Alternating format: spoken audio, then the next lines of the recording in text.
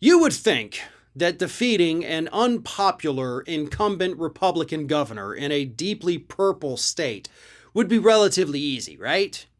Well, according to Democratic leaders here in the state of Florida, they're almost already willing to concede defeat to Republican Governor Ron DeSantis as he's up for re-election next year. A new report by the Washington Post shows that Democratic leaders throughout the state are already thinking, well, we've lost this. There's nothing we can do to beat Ron DeSantis. They're already throwing in the towel a year before we even get to the damn election. Here's a couple quotes. This is from Pascoe County Democratic Party head. She says, "My concern is DeSantis is going to win again simply because people know his name, and we haven't been able to connect how his policies and executive orders impact them, and we're a little behind in getting out and meeting the voters." Whoops! We've got to go talk to people. Oh man! We're gonna have to take a mulligan on that one, right?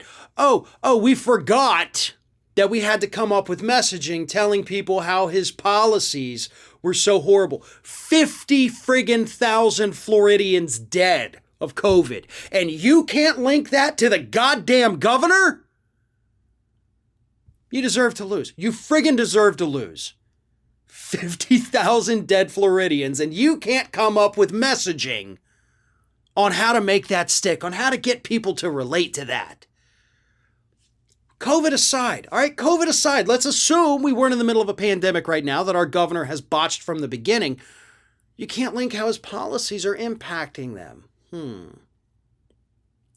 Could you maybe talk to them about how his policies aren't helping them?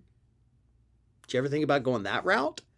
Because sure, a lot of his policies don't affect most individuals. You know, like his ban on transgender athletes playing sports. See, that doesn't affect me, but I still find it incredibly bigoted, and I hate it, and I want to vote against him for that. See how easy that was? Like, you don't have to relate that it impacts me. You just have to relate how horrible it is. Oh, his bill allowing people to run over protesters if they're in the middle of the street? Well, I'm not in the middle of the street, so it doesn't affect me. It's still a friggin' horrible policy, and if you can't relate that to people, you shouldn't be chairing even a local Democratic Party, you incompetent buffoons. It gets worse. It gets worse. Listen to this.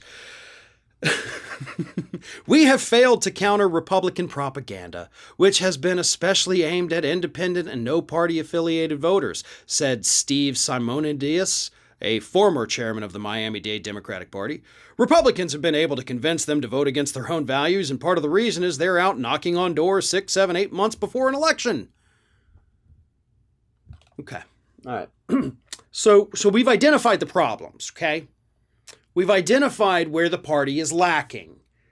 Okay, you're not getting out there. They're knocking on doors and you're not. But y'all are just like, man, I wish we knew what to do. Go knock on doors. Go talk to people. Hire competent consultants that can give you talking points to tell you how Ron DeSantis is so damn bad. Because if Ron DeSantis wins election in Florida in 2022, he is already going to be the GOP frontrunner for 2024. Because at that point, he has nothing to lose. He would still be governor of Florida even if he lost that presidential election. Even if he didn't make it past the primaries, he would still be our governor here in Florida. You would still control what is increasingly becoming a red state. And of course, they did go on to talk about that too. They mentioned the fact that, hey, Florida's trending red.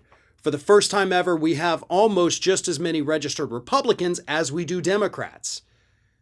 And in 2020, all signs prior to the election pointed towards Joe Biden carrying the state. And then Election Day rolled around. Those polls proved to be wrong. Donald Trump ends up winning the state with one of the largest margins of victories in the state of Florida in over 20 years. Florida is a red state. But that doesn't mean that Democrats need to go ahead and concede defeat 13 months before the election. That's idiotic. But that's Democratic Party leadership for you, so don't expect any miracles to happen in Florida next year.